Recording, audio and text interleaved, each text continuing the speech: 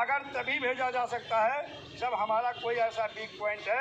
आपने अगर पैसा लिया, कंपनी में नहीं जमा किया, अपने घर में रख लिया है, तो सर आपके ऊपर अपराध बनता है और आपके खिलाफ भी मुकदमा पंजीकृत हो सकता है।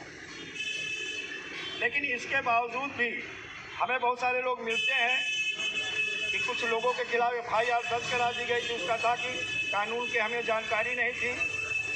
और जब एक चीज़ है, एजेंट को हमेशा सॉफ्ट टारगेट समझा जाता है और एजेंट की कंडीशन बहुत बुरी है, बहुत दयनीय दशा है। मैंने जो अभी बताया, लाखों लोग आत्महत्या कर चुके हैं, लाखों कगार में है, इस पाइपलाइन में खड़े हुए हैं।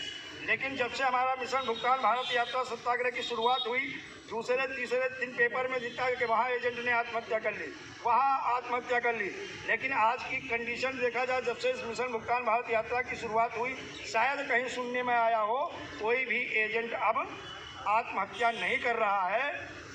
आप लोगों को निर्भीक बनना है और कानून की विशेष जानकारी आपको समय समय पर मिलती रहेगी हमारे संगठन के माध्यम से।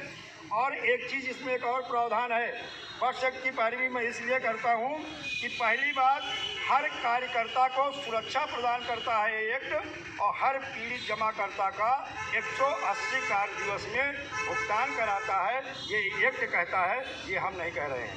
हर पीड़ित जमाकर्ता का 180 कार्य दिवस में भुगतान होगा। इस एक्ट में ऐसा है।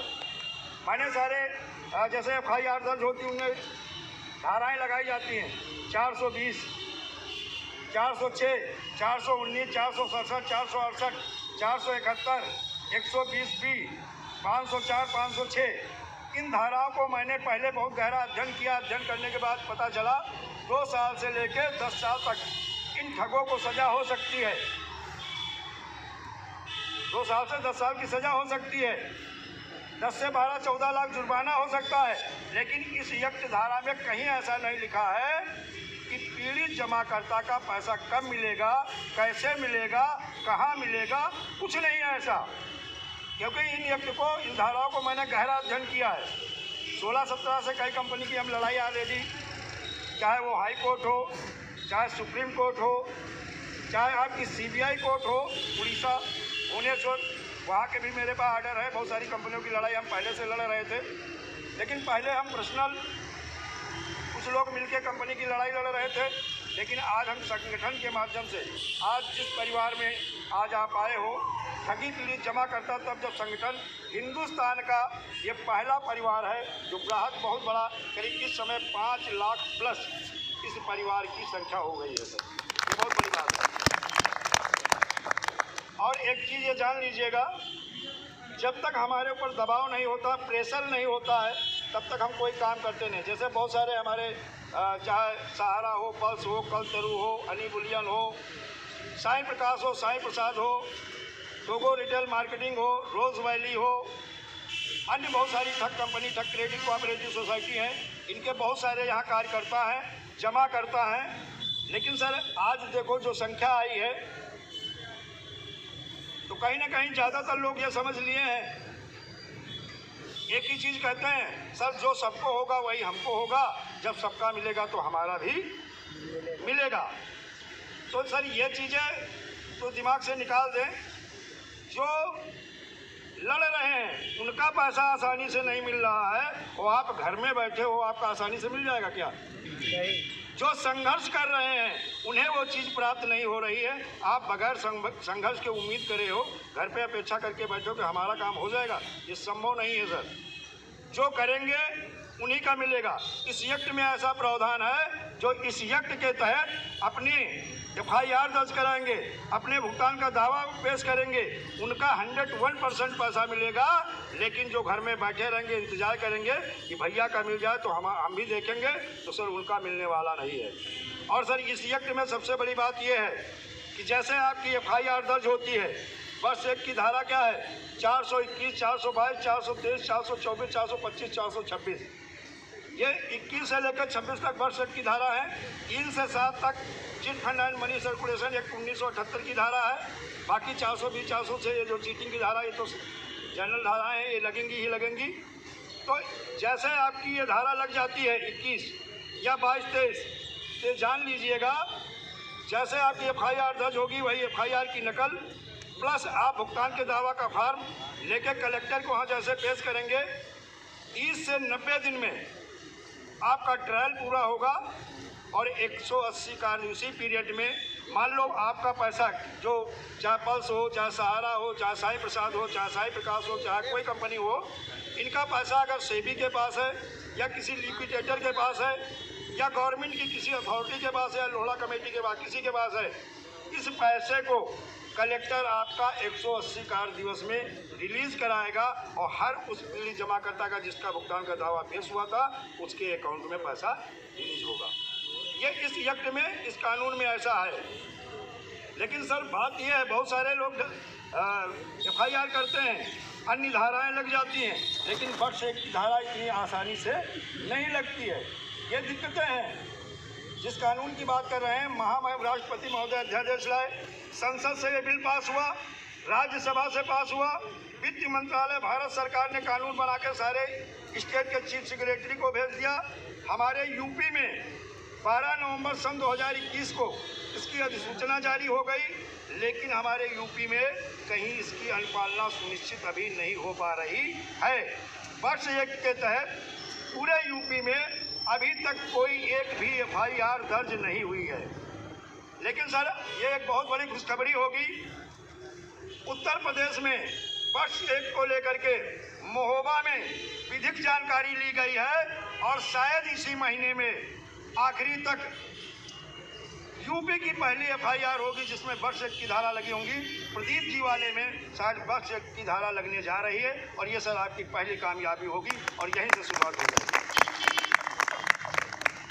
तो सर ये जान लीजिएगा, वर्ष एक की अगर एक FIR हो जाए, क्योंकि जहाँ थाने में जाते हो आप बात करते हो, थानेदार यही बोलता है कि आप एक FIR की कॉपी दे दीजिए, मैं FIR लिख लूँगा। सर जैसे आपकी एक FIR हो जाएगी वही FIR, जैसे सूचना की कॉपी मैंने एक राइट टू इंफॉर्मेशन के माध्यम से मंगाई थी, पूरे आज यूपी में वही चल रहा है और सब जगह ज्ञापन भी हो रहा है और सारे अधिकारी मान भी रहे हैं।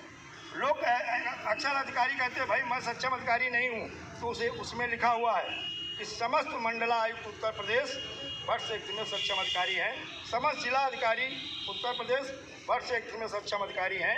और आपका जो लोकल एक्ट है, अपना एक्ट है, जिसे हम बोलते हैं UPPID एक्ट, यानी वित्तीय अधिष्ठान जमाकर्ता हित संरक्षण अधिनियम 2016, इसमें हर जिला अधिकारी को पहले ही वर्ष एक का सक्षम अधिकारी बना दिया गया था, नियुक्त कर दिया गया था। तो दोस्तों इस एक्ट में, इन दोनों एक्ट में एक प्रावधान है, ऐसा नहीं कि इसके पहले धरना नहीं हुए, इसके पहले प्रदर्शन नहीं हुए, इसके पहले ज्ञापन नहीं हुए, इसके पहले घेराव नहीं किया गया, लेकिन सर उस समय ये आपका कानून नहीं था, जिसे हम बोलते हैं the binding of unregulated deposit scheme 2019।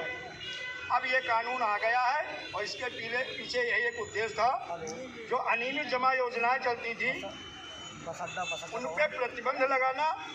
जो आपका चिटफंड घोटाला हुआ था पश्चिम बंगाल में, साझा चिटफंड घोटाला सन 2013 में, जिसमें एक महीने के अंदर देखा जाए हमारे सैकड़ों निवेशक, सैकड़ों कार्यकर्ता आत्महत्या कर लिए थे एक महीने में। आज पूरे हिंदुस्तान में 1 लाख प्लस लोग यानी जमाकर्ता कार्यकर्ता आत्महत्या कर चुके हैं। सर एक इस कानून में एक और प्रावधान है, सर जान लीजिएगा, वर्ष एक के तहत अगर कोई अधिकारी कार्रवाई नहीं करता है तो आप जान लीजिएगा एक और कानून आ गया, एक टीम का गठन हो गया, माय गवर्नमेंट डिजिटल कमेटी का गठन हो गया। उस अधिकारी की आप शिकायत करिएगा, उसकी क्लास लगेगी और वर्ष एक के तहत आपकी कार्रवाई होगी, वो भी हम आपको उपलब्ध करा देंगे। तो ये सारी चीज़ें हमें आज क्लियर करना है। पहले तो आप निर्भीक बनिएगा, निडर बनिएगा, डरने की कोई ज़रूरत नहीं। जैसे कई बार कहते हैं जब थाने जाते हो आपको सबसे बड़ा डर होता है, थानेदार यही बोलता है अरे आप एजेंट हो ना, आपने फंसा दिया, सरकारी कंपनी थी, बैंकें थी, आपने इन कंपनियों में पैसा क्यों जमा कराया? तो आप जान लीजिए सर, जवाब आपके पास है, होना चाहिए।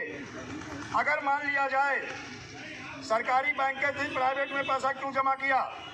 तो सर सरकारी बैंकें थी तो सरकार ने प्राइवेट बैंकों को लाइसेंस क्यों दिया?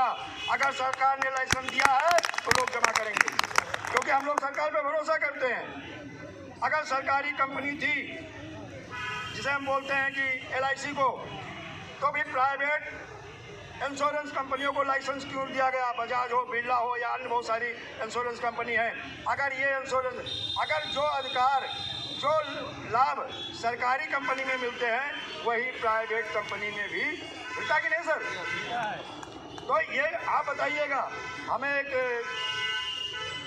रायबरेली में थाना अध्यक्ष जी जो है किसी एजेंट को बैठा लिया, हम गए, फ़ोन पहले बात किए तो मानने को तैयार नहीं थे। रायबरेली कल ही पहुँचे, पहुँचने के बाद में आमने सामने जब बात हुई, मैंने समझाया, कहा पहली बात तो एजेंट जेल जाएगा, हम कहा कभी नहीं जाएगा। और बताइए क्यों जाएगा, बताइए ना। कहा इन्होंने फंसा दिया। हमने कहा फंसाया कैसे, बताइए। कहा इन्होंने इन लोगों को, मतलब जो है जो गांव के सीधे साधे लोग हैं, इनका, हमने कहा किसी के कनपट्टी पे गन धर के नहीं जमा कराया, प्लान दिखाया गया, समझ में आया तो उन्होंने जमा किया है, जबरदस्ती नहीं जमा कराएगा। कहा नहीं ये तो जेल जाएंगे। हमने कहा बिल्कुल नहीं जाएंगे। अगर ये